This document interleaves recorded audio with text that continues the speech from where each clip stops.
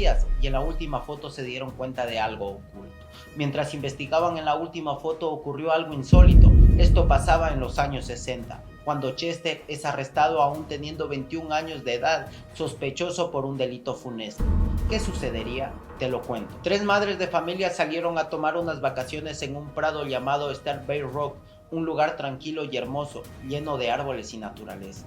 Llegaron muy felices al hospedaje de una bonita cabaña, en el cual salieron a dar un sereno paseo, pero las horas pasaban y las mujeres nunca regresaron. Inmediatamente, al no saber nada de las señoras, las autoridades salieron en busca de ellas, siguiendo pistas por donde ellas salieron a caminar. No pasó mucho tiempo y las encontraron, pues ellos conocían mejor el lugar y tomaron un sendero más cerca para acortar el camino, llegando a una cascada donde se encontrarían con una escena aterradora que jamás habían visto. Las tres señoras se encontraban en el suelo inmóviles, pero ¿qué tiene que ver Chester aquí? Pues una pequeña coincidencia lo vincularía con el caso. Los policías encontraron una cámara fotográfica que misteriosamente habría sido utilizada en el punto. Al sacar el rollo y revelar las fotos de las investigadoras, encontraron tres fotos de las tres amigas, muy felices en sus vacaciones. Pero al llegar a la última foto, el rollo se encontró con algo muy curioso. Detrás de aquellas mujeres felices se podía ver una figura que alguien parecía que las estaba vigilando, pero no había otro rastro. Así que se siguió con la investigación, una investigación presionada por todos los medios para saber lo que había pasado. El policía encargado y los investigadores sentían mucha presión, pues no tendrían ningún resultado que los guiara hasta el verdadero culpable. Posteriormente, una idea crucial se le ocurriría al investigador, mandando a analizar los cordones que había utilizado para atar a las muñecas de las tres mujeres.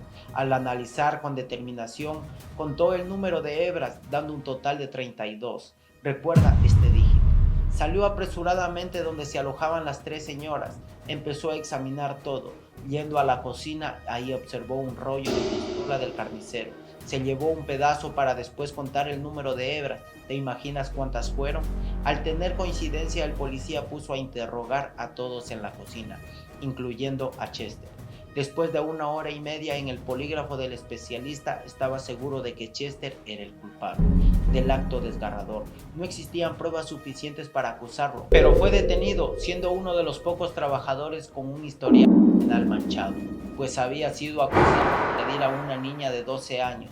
Chester rápidamente se volvió popular en el ámbito social, pues era un joven con una personalidad interesante, que en aquella época ser arrogante estaba de moda. En pocas horas, una carta llegaría a la oficina del policía quien investigaba el caso.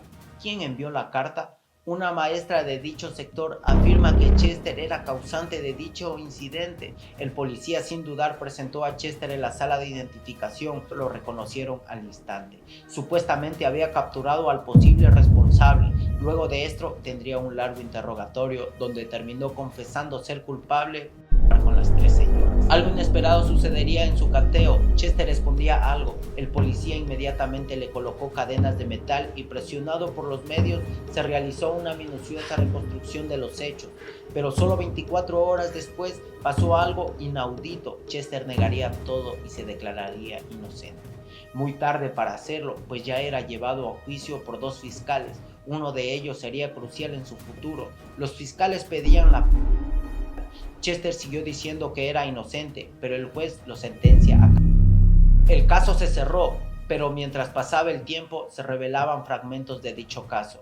Chester seguía proclamando su inocencia, pidiendo libertad condicional, pero era rechazado por el juez. Cuando parecía que todo terminaba ahí, apareció un especialista profesional llamado David, quien escuchó el caso, sintiendo que este tema ocultaba algo insólito, decidiendo investigar por su propia cuenta, haciendo un documental del caso e intentando descubrir toda la verdad. A David, en sus primeras investigaciones, le arrojaban irregularidades del proceso y evidencia insuficiente para condenar a Chester.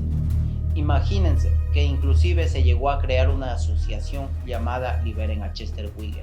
David fue rechazado por el propio Chester, sin responder las cartas que David le enviaba para una entrevista personal, hasta que un día Chester decidió ser entrevistado por David, inclusive accediendo a ser filmado por una cámara de aquel momento.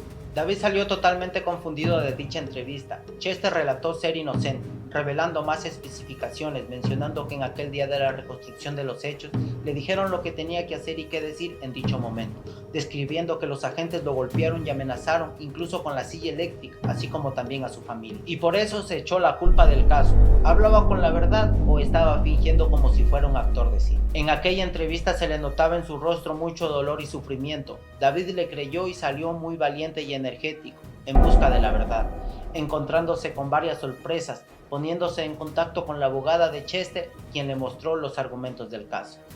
En la corte mostraron evidencias de lo que los policías lo interrogaron, eran corruptos, y eligieron a Chester como figura perfecta para ser culpable. Convenientemente o no, Chester fue puesto al lado de 4 hombres, sospechosos mayores de edad, en busca de su liberación. La descripción relata que el era joven y fuerte, como si se tratase de directamente a Chester, negándole nuevamente libertad condicional. Su abogada no se rendiría fácilmente, presentando pruebas que en la chaqueta sucia de Chester había sido involucrada forzosamente por haber sido guardada en la misma ropa de las víctimas, además de eso y otras condiciones, marcando una pequeña diferencia en la evidencia de la escena. Se revela que los cabellos no pertenecían a ninguna de las mujeres. La abogada pidió una prueba de ADN con tecnología moderna. Gracias a eso, en el 2020 se le concedió la libertad a Chester, después de estar encerrado más de 60 años. En el 2022, los resultados oficiales por la tecnología darían que los cabellos no eran de Chester, era inocente. Entonces, ¿qué pasó ahí? David, convencido de la inocencia de Chester Wiger, asistió en su liberación. Inesperadamente, David vio algo en Chester al momento de su salida, que volvió a revisar el caso desde cero, encontrándose con varios elementos sospechosos. En una carta muy oscura donde Chester le envió a su padre años atrás, donde se refería a que estaba en peligro si no mantenía diciendo ser culpable de aquel suceso.